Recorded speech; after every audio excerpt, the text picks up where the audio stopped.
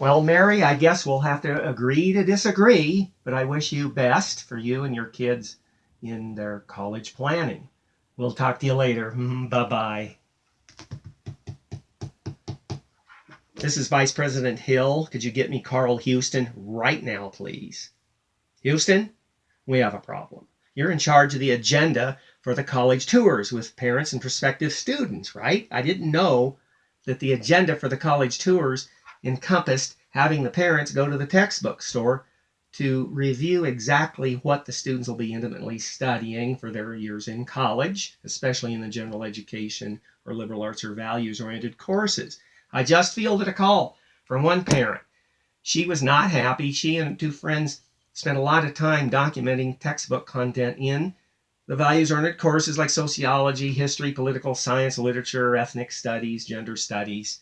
And she says she has smoking gun evidence of systemic left-wing secular progressive bias to the relative exclusion or straw man treatment of conservative principles. And she knows a lot of people in the media.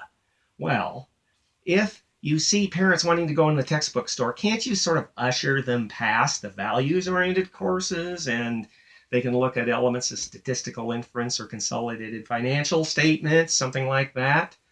Well, this is important because a key mission of our principal mission in the university is to inculcate and have students embrace secular progressive values so they can be better leaders for our country in the future.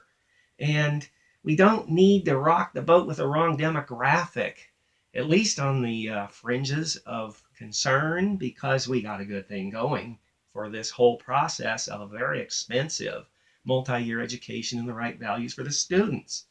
This doesn't come cheap. For example, have you seen the pay and benefits costs of deans of equity and diversity and assistant deans and associate deans and their entourage of administrators, secretaries, administrative research assistants, etc., etc.? Well, this whole expensive process, as you know, is funded by, say, lots of taxpayer dollars, many of the taxpayers being conservative.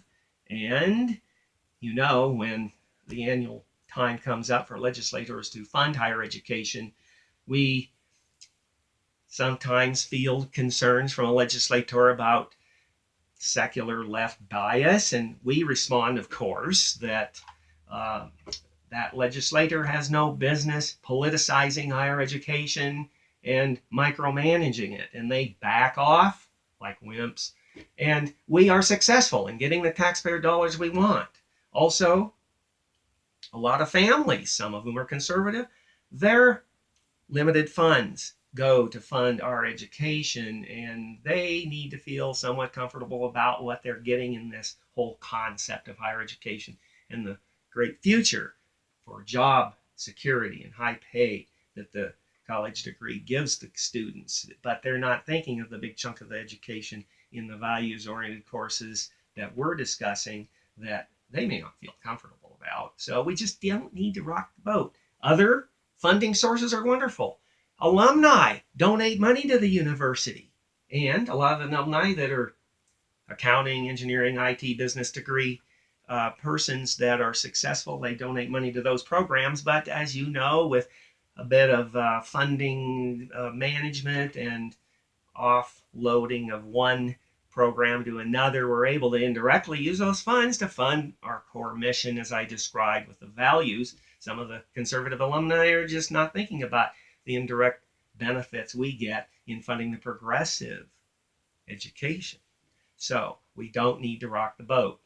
Similarly, business owners interview and hire graduates from the university in those fields oftentimes. The accounting student, the business owners don't seem to mind that a part of their education involves acquainting them with the compelling narrative of socialism and how great it is, and the problems of capitalism and free markets. You'd think that the conservative business owners hiring these accounting graduates or engineering graduates, they would want the students to be exposed to the virtues of capitalism.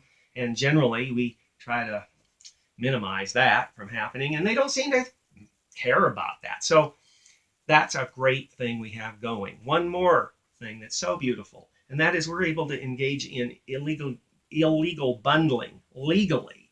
For example, years ago, Sears got in trouble with the Federal Trade Commission because they had top-rated appliances. The customers wanted those appliances, but to get them, Sears required the customers to get overpriced warranty agreements on the appliances. That was illegal bundling of services.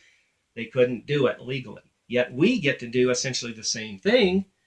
For example, a typical student wants the accounting degree that is top rated, and to get there, they got to take our general education, liberal progressive courses. And if they would have rather have taken those liberal arts courses from, say, a conservative university, well, they can't a la carte the process because of accreditation and other bureaucratic constraints. So we take advantage of that, and it's wonderful. So amongst all of these benefits, we are happy, and we don't want to ruffle the waters, ruffle the feathers, even on the fringes. So I think we're on the same page in sort of fine tuning, at least in part, the college tours so that we make it a little more inconvenient for the parents to study intimately what their students are actually studying in the general education courses. So I think on balance, we're being pretty successful. So, Carl, we're not perfect, but social science shows that we indeed are successful because a high percentage of those students don't just learn about these great progressive principles, they embrace them. So we'll be in touch and talk to you later. Bye-bye.